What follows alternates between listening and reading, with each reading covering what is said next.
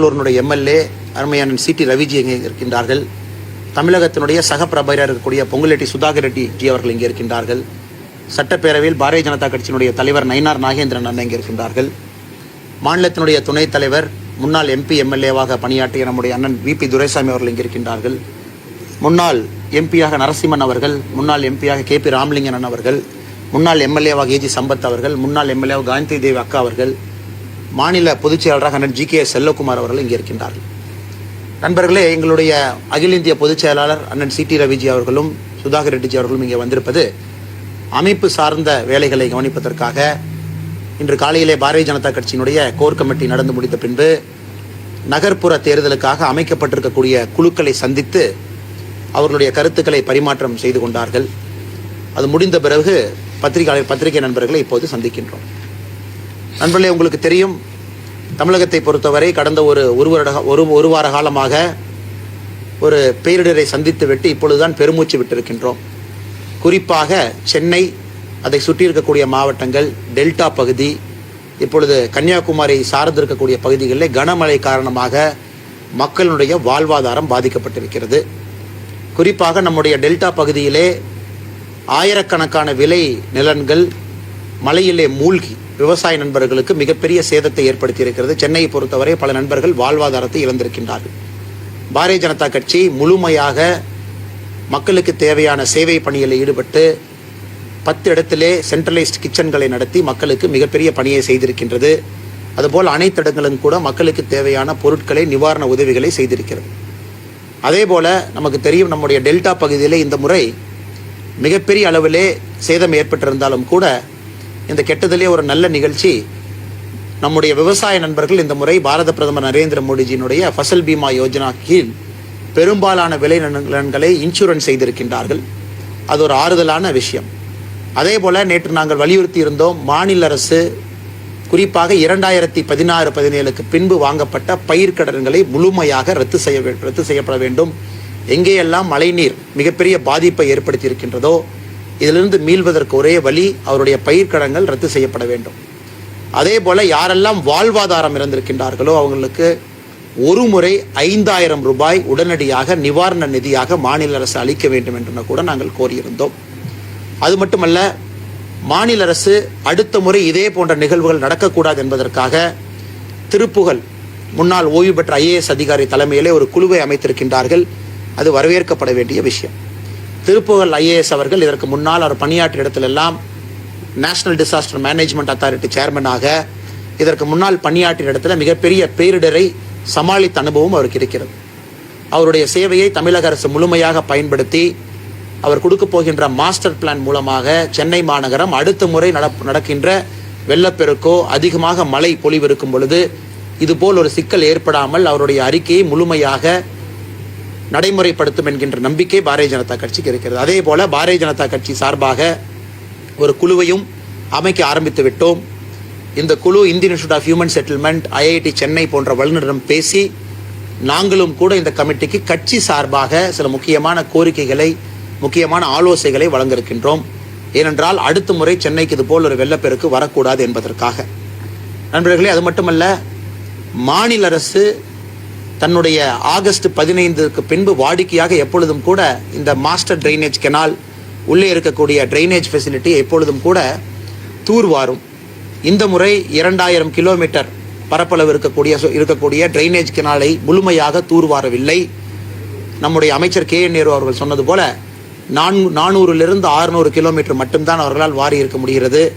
அதுவும் கூட இந்த மிகப்பெரிய வெள்ளப்பெருக்குக்கு ஒரு காரணமாக அமைந்திருக்கிறது. இது அடுத்த முறை நடக்காமல் மாநில அரசு கவனத்தில் எடுத்துக்கொண்டு நல்ல முறையிலே தன்னுடைய பணியை செய்யும் என்கின்ற நம்பிக்கையும் கூட பாரதிய ஜனதா கட்சிக்கு இருக்கிறது.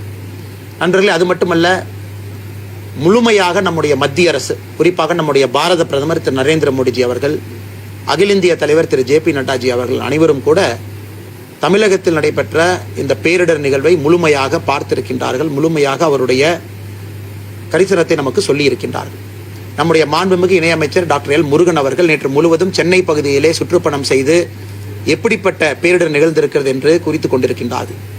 மாநில அரசினுடைய குழு முழுமையாக எவ்வளவு சேதாரம் ஏற்பட்டிருக்கிறது என்று அறிக்கை அளித்த பின்பு பாரதிய ஜனதா கட்சி நிச்சயமாக தமிழகத்திற்கு தேவையான நிதி, தமிழகத்துக்கு தேவையான உதவிகள் என்ன வேண்டுமோ அதை முழுவதும் செய்வதற்கு மத்திய அரசு கூட இங்கிருந்து நாங்கள் எடுத்துக்கொண்டு போய் சொல்லி அதை முழுமையாக கொடுப்பதற்கு முயற்சி செய்வோம்.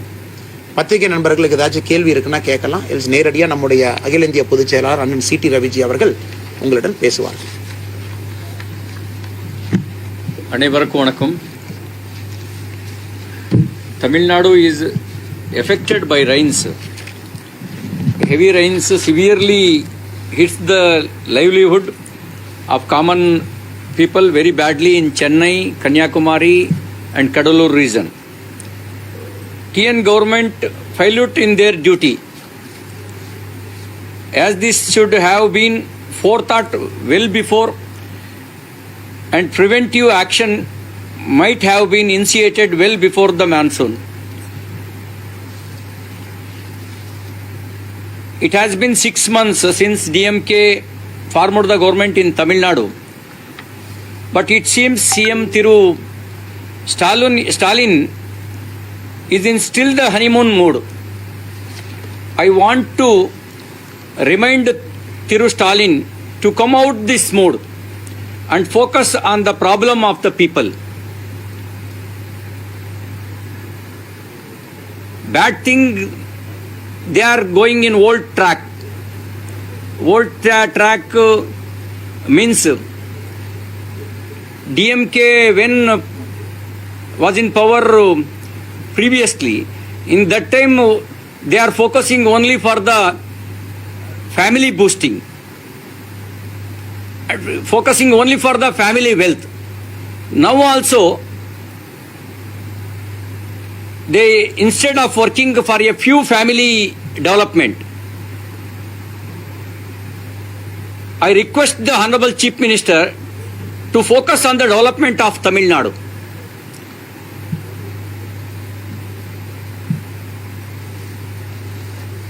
You should release minimum 5,000 rupees each affected BPL families, flood affected areas. Farmers should be compensated minimum 20,000 for acres where their farmer land completely affected by the heavy rain in that area. War footing effort has been taken immediately to save the people who badly hit by the flood in Kanyakumari, Kadalur and Chennai area, and rescue the relief operation to be initiated.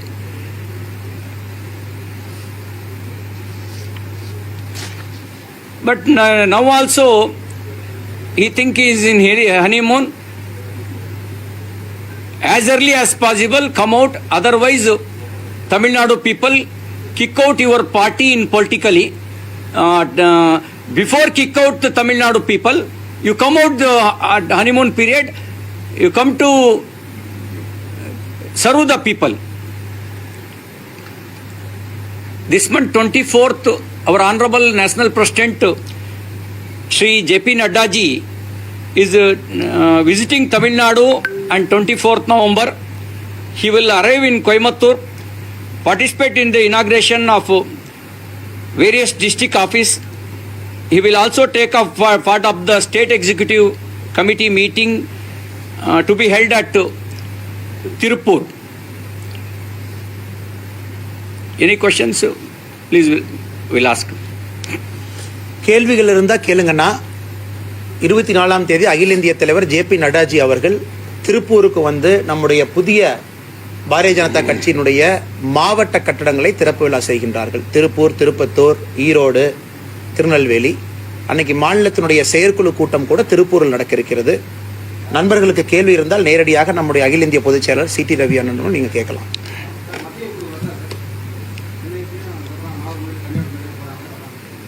He's asking if any central team listing Tamil Nadu. I don't know, but our Murugan, he is in Tamil Nadu. He will visit many places. I hope he also reporting Delhi.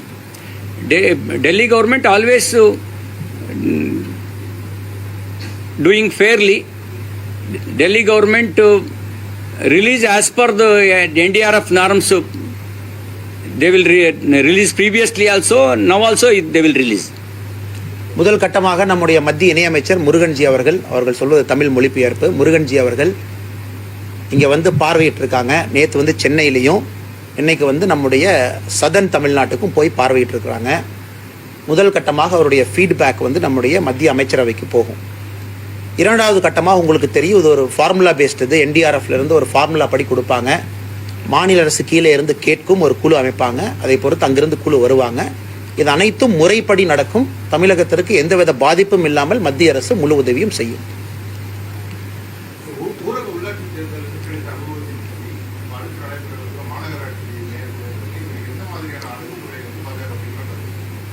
என்ன கேட்குறீங்களா? சீட்ரவிஜி கேட்குறீங்க. He's saying based on your experience in the rural body election recently, what is your approach to urban body election? We are not working only for the election. We are working build the great Tamil Nadu, build the nation. We are doing continuously. We are not in power. We have only 4 MLA, but we have taken the initiative under the leadership of Thiru Annamalai. We having the serve the people continuously. Election, it will take the election also. We are seriously. Sir, I'm not sure. We heard that DMK MPs are trying to meet Amit Shah ji, and Amit Shah ji is not willing to meet them for personal intention. How do you see that one? Because yes, Surya has shared in the future. I don't know.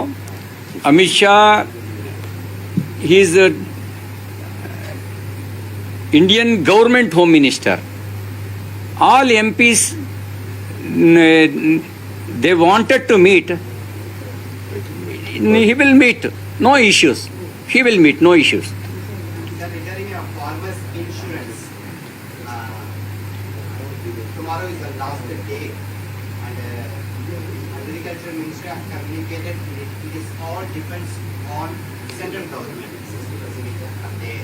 But how do you see that farmers are going to be benefited, and are those whoever has paid the premium in the name of the Prime Minister of India in Tamil Nadu? But how do you see that DMK is not releasing that one? How do you see that one?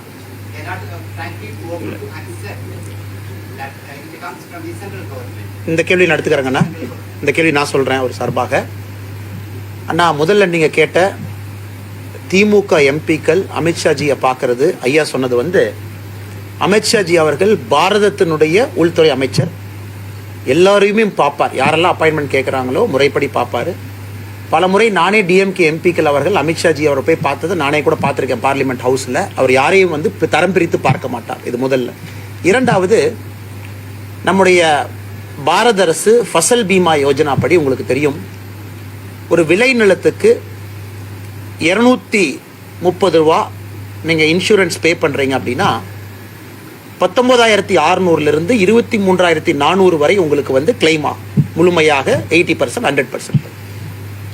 இந்த முறை பார்த்தீங்கன்னா கடலூரை பொறுத்தவரை எல்லாருக்கும் போன வருஷம் claim ஆயிருக்கு. ஏன்னா போன வருஷம் வந்து இதே பிரச்சனை, அந்த நெய்வேல் லிக்னைட் கார்பரேஷன்லேருந்து அவங்க தூர்வாரப்பட்ட அந்த கீழ் பரவனாறு அப்படிங்கிற ஒரு பிரச்சனை சார்பாக அந்த நீர் வந்து கிட்டத்தட்ட ஒரு 6,000-7,000 ஏக்கரை மூழ்கடிச்சு எல்லோருமே காம்பன்சேஷன் கிளைம் பண்ணாங்க. போன வருஷம் எல்லோருத்துக்குமே வந்துருச்சு. அதனால் இந்த வருஷம் முன்னெச்சரிக்கையை எல்லோருமே ஆல்ரெடி போட்டு வச்சிருக்காங்க.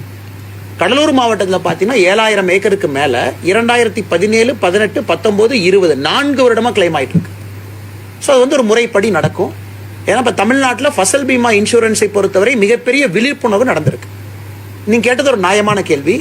நாளைக்கு அடுத்த கட்ட இன்சூரன்ஸுக்கான கடைசி தேதியாக இருக்கிறது. அதை விவசாய நண்பர்கள் இன்னும் ஒரு 10 நாளைக்கு எக்ஸ்டெண்ட் பண்ணணும்னு சொல்லியிருக்காங்க. எங்களுடைய கோரிக்கையும் கூட அதான். கொஞ்ச நாளைக்கு எக்ஸ்டெண்ட் பண்ணணும். ஏன்னா மழையினால விவசாயிகள் ஆஃபீஸுக்கு போக முடியாது. இது முறைப்படி எக்ஸ்டென்ஷனும் பண்ணுவாங்க.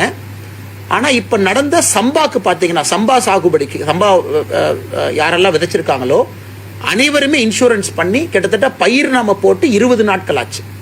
சம்பா கல்டிவேஷனில் பயிர் போட்டு 20 நாட்கள் ஆச்சு. அந்த பயிர் இப்போ மூழ்கி இருக்கு. ஸோ எந்த பட்டத்துக்கு நம்ம பயிர் போடுறோமோ அதற்கு முன்னாடி இன்சூரன்ஸ் போட்டுட்டு இருக்காங்க. இது தவிர வேற ஏதாச்சும் ஒன்றுக்கு தேங்காய் நடுறீங்களோ வேற எதுக்காச்சும் போட்டால் கூட நாளைக்கு கடைசி நாளாக இருக்கிறது கூட கண்டிப்பாக எக்ஸ்டெண்ட் பண்ணுவாங்க. நாமளும் சொல்லியிருக்கோம். சரி, இந்த கேள்வி தள்ளி போடுவதற்கு இது சென்ட்ரல் கவர்மெண்ட் கையில் இருக்குன்னு சொல்றவங்க இதோடைய பெனிஃபிட் வந்து தமிழக மக்கள் விவசாயிகளுக்கு கிடைக்கும் அப்படிங்கிறத வந்து பிரைம் மினிஸ்டரோ இந்த பாரதிய ஜனதா அதாவது சொல்ல மாட்டேன்னு வராங்க. அதை எப்படி பார்க்குறீங்க? ஆனால் இது வந்து கண்டிப்பாக அரசியலாக்க விரும்பவில்லை. ஒரு விஷயத்தை நம்ம புரிந்து கொள்ள வேண்டும். இந்திய விவசாயிகளுக்கு ஒரு பேரிடர் காலத்தில் எந்த விதமான பாதுகாப்பு இல்லாதப்ப நம்முடைய பாரத பிரதமர் நரேந்திர மோடி அவர்கள் தான் முதல் முறையாக அவங்களுக்கு இன்சூரன்ஸ் கொண்டு வந்தாங்க. அது வந்து எவ்வளவு பெரிய ஒரு மகத்துவம் அப்படின்னா, நண்பர்கள், நீங்கள் பத்திரிகை நண்பர்கள் நிறைய பக்கம் போவீங்க.